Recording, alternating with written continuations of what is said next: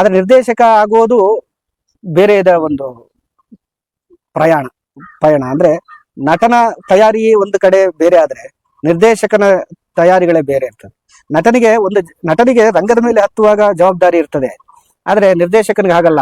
ಅವನಿಗೆ ನಾಟಕ ಶುರುವಾಗೋಗಿಂದ ಹಿಡಿದು ಅವನ ರಂಗಕ್ಕೆ ಹತ್ತಿಸಿ ಅವನ್ನ ಇಳಿದು ವಾಪಸ್ ಬಂದ್ಮೇಲೆ ಜನ ಏನ್ ಕೇಳ್ತಾರೆ ಅದು ಉತ್ತರ ಕೊಡೋವರೆಗೂ ಅವ್ನ ಜವಾಬ್ದಾರಿ ಇದ್ದೇ ಇರ್ತದಲ್ಲ. ನಾಟಕದ ಆಯ್ಕೆಯಿಂದ ಹಿಡಿದು ಎಲ್ಲದರ ಆಯ್ಕೆಯೂ ಮುಖ್ಯವಾಗ್ತದೆ ನಿರ್ದೇಶಕನಿಗೆ. ಅವನಿಗೆ ಓದು ಜಾಸ್ತಿ ಆಗ್ಬೇಕಾಗತ್ತೆ, ಅಧ್ಯಯನ ಜಾಸ್ತಿ ಆಗ್ಬೇಕಾಗತ್ತೆ, ಕಲಿಕೆ ಜಾಸ್ತಿ ಆಗ್ಬೇಕಾಗತ್ತೆ.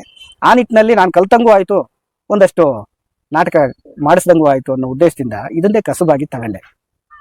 ಈ ಒಂದು ಥಿಯರಿ ಇದೆಯಲ್ಲ, ಬದುಕಿಗಾಗಿ ಕಲೆ, ಕಲೆಗಾಗಿ ಕಲೆ, ಇದರಲ್ಲಿ ಯಾವ್ದನ್ನು ಚೂಸ್ ಮಾಡ್ತೀರಿ?